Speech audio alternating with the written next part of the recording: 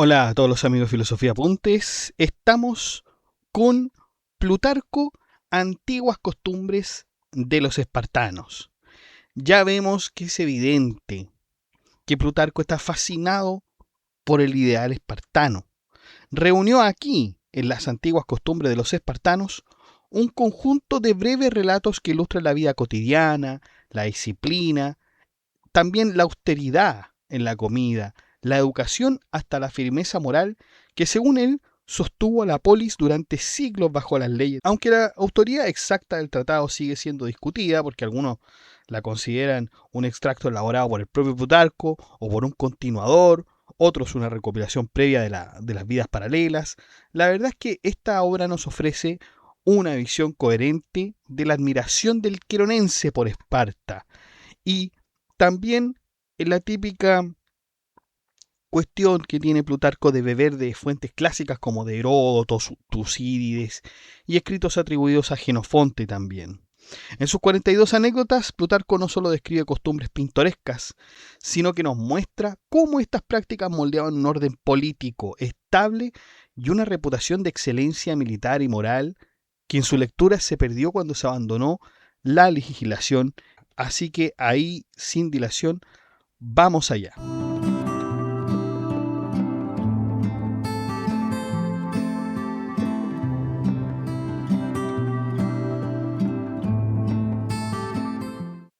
Bueno, en primer lugar, Plutarco nos va a hablar de la disciplina, de la austeridad y el control social. Nos presenta un mundo en el que la vida cotidiana de los espartanos está completamente regulada por normas de silencio, contención y obediencia. El ambiente de las comidas comunes, donde un anciano recuerda que por esas puertas no sale palabra alguna. ¿Ah? O sea, hay una disciplina interior que se exige a todos. La palabra y el gesto vigilados. Están vigilados porque la comunidad debe mantenerse unida por autocontrol y por sobriedad. Pero hay un aspecto singular de la austeridad con respecto a las comidas, nos dice Plutarco. Está la anécdota del caldo negro, melas somos, el caldo negro, que era una sopa tradicional de Esparta, era famosa en la antigüedad por una austeridad extrema y por resultar absolutamente desagradable para los extranjeros. ¿Y qué llevaba esto? Plutarco coincide con otras fuentes antiguas que llevaba carne de cerdo, sangre de cerdo, sal y vinagre. La sangre se utilizaba como base y el vinagre servía para evitar que ésta se coagulara. No había especias, ni adorno, ni refinamiento alguno.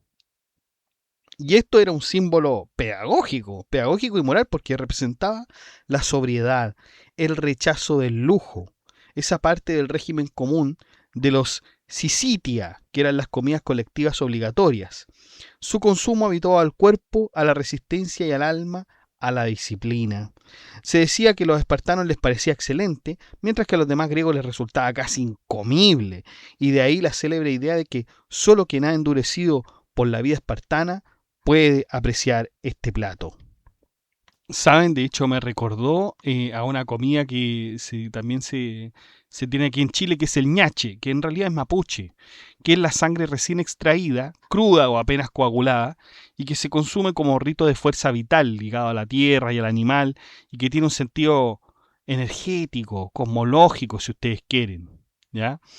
Eh, pero más bien el caldo negro es para la vida y la voluntad, mientras que el ñache se supone que es para la vida y la fuerza. ¿Ah? Pero me lo recordó, me lo recordó. Pero también fíjense que también en otros hábitos también se ve esto.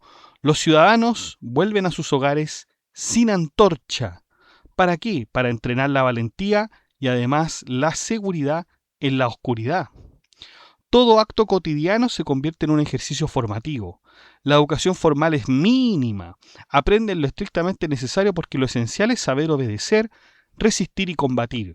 La vida entera está orientada a forjar carácter más que a alimentar la mente con saberes librescos. La dureza corporal es igualmente parte del programa educativo. Los espartanos visten poco, usan un único manto durante todo el año y evitan baños y aceites. Los jóvenes duermen en camastros hechos por sus propias manos, sin herramientas, y recurren en invierno a hierbas que consideran generadoras de calor. Cada aspecto del día está pensado para entrenar el cuerpo y con él la voluntad. Incluso las relaciones afectivas están reguladas. Se permite amar el alma de los jóvenes serios, pero cualquier deshonor corporal se castiga con la pérdida de la ciudadanía, porque la virtud individual es un asunto público. Imagínense, la virtud individual es un asunto público. La vigilancia social también es constante. Los ancianos cuestionan a los jóvenes sobre sus movimientos y motivos. Quien no sabe responder es reprendido, y quien no corrige a tiempo una falta ajena recibe el mismo castigo que el infractor. Así la comunidad entera se convierte en una red de control mutuo.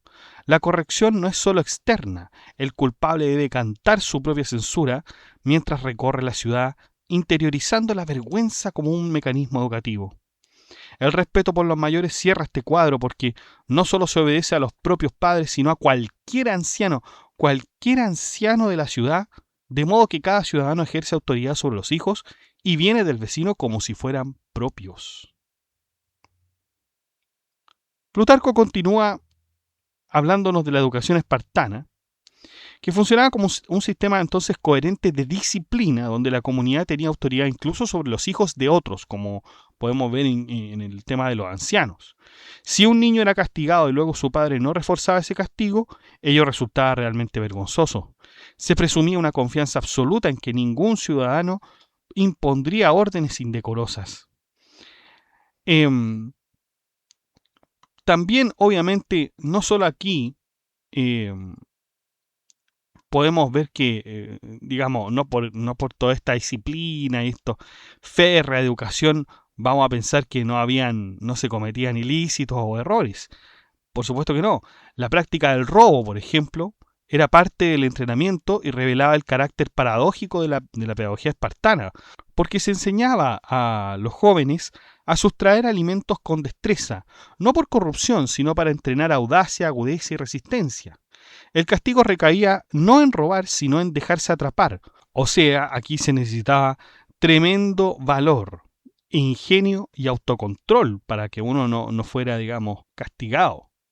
Y esto se vincula también con la alimentación, porque para los espartanos, pasar hambre no era una desgracia, era un ejercicio educativo, era una cuestión que servía para templar el cuerpo, volverlo ligero, flexible y capaz de soportar largas campañas militares sin depender de recursos abundantes. La frugalidad, así entendía, producía cuerpos ágiles y espíritus resistentes. Junto a esta dureza material, Plutarco destaca el papel esencial de la música, concebida no como ocio, sino como un medio para despertar el ánimo, elevar la inteligencia y reforzar la memoria de la virtud.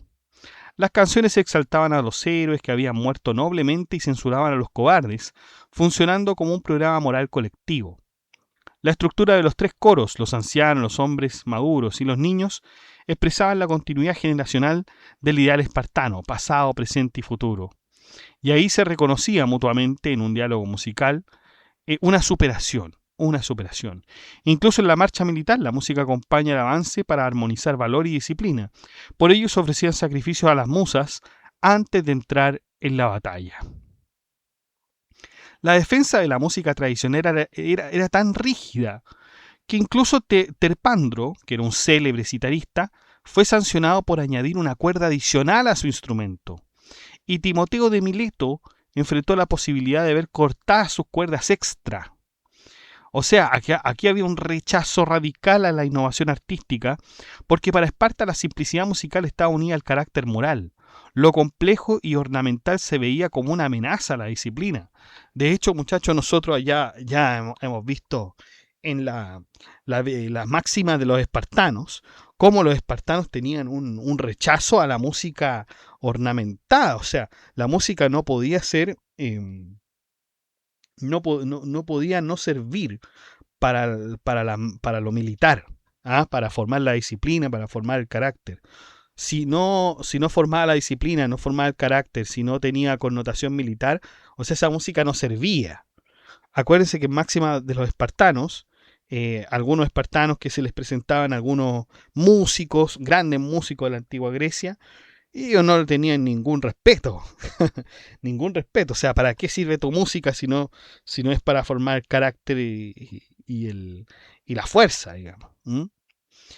El tratamiento de la muerte también revela la racionalidad austera del sistema lisurgio. Al permitir que los difuntos fueran enterrados dentro de la ciudad y cerca de los templos, se eliminaba la idea de impureza y se normalizaba la presencia de la muerte como parte de la vida cívica. Se prohibieron los ajuares funerarios, los lamentos excesivos y las inscripciones salvo para quienes cayeron en guerra. Así incluso la muerte debía igualar sobriedad y memoria honorable, reforzando que la verdadera distinción no se basa en riqueza, sino en virtud. No se permitía viajar sin motivo para evitar que los ciudadanos adoptaran costumbres ajenas, más relajadas o corruptas, y se expulsaba a los extranjeros para impedir que introdujeran hábitos contrarios a la disciplina local. Esparta buscaba mantener un ecosistema moral cerrado, donde nada externo pudiera debilitar la cohesión comunitaria ni la dureza del carácter cultivado por generaciones. La educación entonces descansaba en la confianza mutua entre adultos. Si un niño denunciaba un castigo recibido y su padre no reforzaba ese castigo, el reproche caía sobre el padre. Ahora bien, el ideal comunitario se expresa también en la propiedad y en el uso de los bienes. O sea, no se permitía vender, pero todos podían usar los sirvientes, perros o caballos del vecino cuando era necesario, siempre que sea con respeto y con la necesidad del dueño. En el campo, quien requería algo podría abrir el compartimento ajeno, tomar lo justo y volver a cerrarlo. O sea, había una ética de confianza y reciprocidad que sustituye la noción de propiedad absoluta por una disponibilidad orientada al bien común. La guerra, por su parte, se ritualizaba con signos que reforzaban tanto la identidad como la estrategia. Los guerreros vestían de rojo, color que era viril, que camuflaba la sangre y sembraba terror en los inexpertos. La valoración estratégica aparece también en sus sacrificios. Un buey si vencía por astucia, un gallo si vencían en batalla abierta, inculcando la idea de que el ingenio vale tanto como el valor. Incluso en la plegaria se observa austeridad. Pedían soportar la injusticia y recibir solamente el premio que merecían por su valentía. Nunca favores excesivos. La religiosidad espartana estaba impregnada de espíritu guerrero. Veneraban a Afrodita, armada, y representaban a todos los dioses con lanzas, porque la virtud marcial era atributo universal. Un proverbio característico aconseja, dice así: ofrecer la mano cuando la fortuna llama. Lo que quiere decir, ¿no es cierto?, que en la doctrina espartana de actuar mientras se invoca a los dioses nunca va a ser una espera inútil. Uh-huh. Hay un recurso pedagógico que era mostrar a los niños a ilotas ebrios. ¿Para qué servía esto? Para leccionarlos contra la embriaguez, reforzando el ejemplo negativo como forma de educación moral. En la vida privada persistía la austeridad, no golpeaban puertas, sino que llamaban desde afuera, y en lugar de usar raspadores de hierro, empleaban instrumentos hechos de caña, evitando cualquier exceso o lujo. Su rechazo a la comedia y la tragedia respondía al temor de escuchar burlas o críticas hacia las leyes de Esparta, lo que podría introducir disenso en una comunidad que dependía del consenso absoluto. La expulsión de Arquíloco ilustra este rechazo a cualquier expresión que pudiera cuestionar el ideal heroico. Su célebre verso justificando la pérdida del escudo, salvar la vida antes que mantener el arma, resultó absolutamente intolerable. La cobardía poética era incompatible con la educación cívica en Esparta. Del mismo modo, quienes cometían actos aparentemente menores, como ser engañado por muchos, bordar una túnica en vez de usarla simple, o conocer demasiado bien un camino sospechoso, podían recibir una sanción. La vigilancia social entonces era tan intensa que cualquier desviación, incluso simbólica, ponía en entredicho el modelo de virtud que la polis necesitaba preservar. Plutarco, además, nos muestra cómo el rígido sistema lisurgio era tan admirado por su capacidad para producir disciplina y cohesión, pero que también generó tensiones internas que anunciaban su decadencia. La expulsión, por ejemplo, de Cefisofonte, quien presumía poder hablar sin cesar sobre cualquier tema, revela el rechazo espartano a la retórica vacía y al discurso desconectado de la acción. Para los espartanos, la palabra debía corresponder a los hechos y no existir como una habilidad autónoma. O sea, esto lo diferenciaba Esparta del resto de Grecia, porque mientras otras ciudades cultivaban el diálogo y la técnica oratoria, los espartanos sospechaban de la palabra que no naciera de la virtud. Estaba también algo que se llamaba la flagelación ritual en el altar de Artemis Ortia, donde niños eran azotados hasta límites extremos, a veces mortales, y que luce para Plutarco al mismo tiempo terrible, pero también admirable. Su sentido residía en enseñar a soportar el dolor con orgullo como parte de la formación cívica. El sufrimiento se convertía en competencia y honor, y quien resistía más adquiría una reputación insigne. La pedagogía espartana aparece aquí entonces su forma más radical. El cuerpo se transforma en instrumento para templar el espíritu, y la comunidad premia la resistencia como virtud suprema. La abundancia de tiempo libre, que Plutarco considera uno de los mayores beneficios otorgados por Licurgo, muestra la función económica de los ilotas. Al estar prohibido para los ciudadanos el trabajo manual y la acumulación de riqueza, podían dedicarse por entero a la política, la educación y la guerra. Sin embargo, esta estructura se sostenía sobre la explotación de los ilotas, quienes trabajaban la tierra y entregaban tributos fijos. Me parece que no he explicado quiénes son los ilotas, pero para que lo sepan, los ilotas eran una población sometida de Esparta, eran serviles de Esparta, ¿ya? Y fundamentalmente estaban para el funcionamiento del Estado espartano, pero no tenían derechos políticos, carecían totalmente de libertad, y eran habitantes originarios de Laconia y sobre todo de Mesenia, conquistados por Esparta. No eran esclavos privados como en otras polis griegas, sino que siervos del Estado. Estaban ligados a la tierra, trabajaban los campos y entregaban una parte fija de la producción a los ciudadanos espartanos, ¿ya? Se dice, de hecho, que sin los ilotas Esparta no podía existir porque ellos producían los alimentos. O sea, gracias a su trabajo, los ciudadanos espartanos podían dedicarse exclusivamente a la guerra y al entrenamiento. O sea, esa era una de las cosas que se aprovechaban los espartanos de los ilotas. Ahora, para evitar abusos, se prohibía pagarles más de lo estipulado, pues cualquier exceso podría despertar aspiraciones o resentimientos. Esparta construyó así un modelo que transformaba la igualdad cívica en privilegio sostenido por una clase subordinada. La prohibición de ser marinos también muestra el temor a la corrupción moral, porque el contacto con el mar introducía lujos, comercio y modos de vida considerados indisciplinados. Sin embargo, Esparta terminó necesitando la guerra naval y al dominar el mar descubrió también su propio riesgo, la riqueza. Cuando Lisandro trajo a la ciudad oro y plata tras la derrota de Atenas, se abrió la puerta a aquello que un antiguo oráculo había advertido.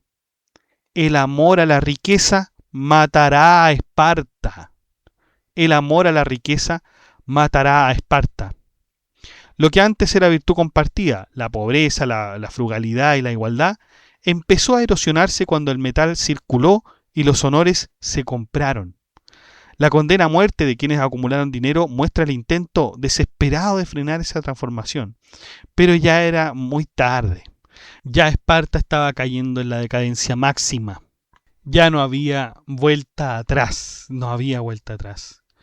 Fíjense que Plutarco nos dice que mientras Esparta siguió fiel a la legislación de Licurgo y a los juramentos que la sostenían, fue la primera de Grecia en buen gobierno y reputación durante 500 años.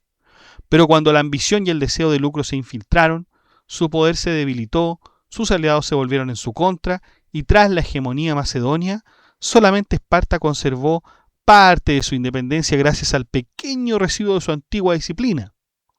Pero todo acabó, incluso ese rescoldo, y los propios ciudadanos se tiranizaron entre sí, perdieron su libertad, su identidad, que los habían hecho singulares. Y finalmente, la Esparta sometida por Roma no es más que una sombra de lo que fue. Eso entonces, muchachos, eso era las antiguas costumbres de los espartanos. Una obra breve, pero realmente poderosa que funciona como un espejo donde vemos a Esparta elevarse hasta la grandeza y caer por la grieta que ella misma abrió al reunir estas costumbres tan duras, tan extrañas, tan coherentes entre sí. Plutarco no solo retrata a un pueblo moldeado por la disciplina y la austeridad, sino que advierte con dramatismo que toda constitución, por invencible que parezca, se destruye cuando traiciona sus propios principios. Esparta brilló 500 años mientras mantuvo vivo el fuego de Licurgo, pero cuando dejó entrar la codicia, el edificio entero se le vino abajo. ¿Mm? Su ejemplo permanece como una lección vibrante sobre cómo la grandeza política depende, en último término, de la fortaleza moral de quienes la sostienen. Oigan, y en todo caso, ¿Plutarco habrá hablado de Licurgo? Por supuesto que sí. En sus vidas paralelas, que nosotros ya tenemos analizada en el blog, pero que tenemos que llevar a nuestro canal de YouTube como podcast, vamos a ver la vida de Licurgo también. ¿Qué podemos rescatar de Esparta hoy? Bueno, la educación como un elemento formal integral del carácter, porque en Esparta educar no era solo transmitir contenidos, sino que formar hábitos, temple, una disposición moral. Hoy seguimos reconociendo que la educación no es solo cognitiva, o sea, el carácter, la perseverancia y la autodisciplina importan tanto como el conocimiento. La idea de que educar es formar personas es clave en Esparta, no solo informar, ¿ya? En Esparta no había una brecha entre lo que se enseña y cómo se vive, o sea, comer, caminar, obedecer, soportar incomodidades. Todo eso educa. A veces nosotros pensamos que la educación o está solamente en la familia o está solamente en la escuela y que la educación de la familia es mejor que la de la escuela o que la de la escuela es mejor que la familia. Pero en Esparta la escuela no estaba aislada de la vida real. ¿Ah? Era una extensión de la vida real. La pedagogía espartana entrenaba, o sea, había una resistencia al miedo, capacidad de soportar la frustración, la fortaleza ante la adversidad, que son cosas que hoy día faltan bastante, ¿no? Faltan bastante formación con respecto a eso. Por otro lado, también está que la educación está orientada al bien común y no al éxito individual aislado. Entonces, educar para la responsabilidad social y no solo para una competencia individual que está tan arraigado el día de hoy. Ahora, ¿qué es lo que debemos rechazar de la educación espartana? Bueno, la violencia como método pedagógico, la anulación del pensamiento crítico, porque ahí se enseñaba a obedecer, no a deliberar. O sea, el disenso era visto como, de hecho, como peligro. Todo lo que se introdujera en Esparta, que sea, digamos, crítico al sistema o incluso costumbre extranjera, estaba prohibido. El desprecio también por el conocimiento intelectual, o sea, la educación intelectual era mínima, el saber era instrumental, no libre. Toda la formación espartana se sostenía sobre entonces la explotación de los ilotas y una estructura social profundamente injusta, como podría parecernos el día de hoy, ¿ya? ¿Es posible una educación espartana hoy? No, por cierto que no. O sea, someter a servidumbre a los ilotas, la violencia pedagógica, la supresión del disenso, la verdad es que es absolutamente incompatible con una sociedad actual donde hay dignidad humana, igualdad ante la ley, derechos civiles y políticos, imposible. Ahora, ¿pero qué es lo que sí podría existir de Esparta? El etos espartano. ¿Ah? El etos, no un estado espartano, por supuesto, sino que los proyectos educativos, o sea, el sentido del deber, la disciplina, la formación del carácter, la vida sobria y responsable, podría ser, pero jamás, digamos, transportar lo que fue el estado de Esparta a lo que es hoy. Imposible. Pero bueno, así es entonces lo que nos quería mostrar Plutarco con respecto a las antiguas costumbres de Esparta. Los dejo invitados para el grupo de WhatsApp que está en la descripción del video y además el grupo de la comunidad para que hablemos de este y otros temas.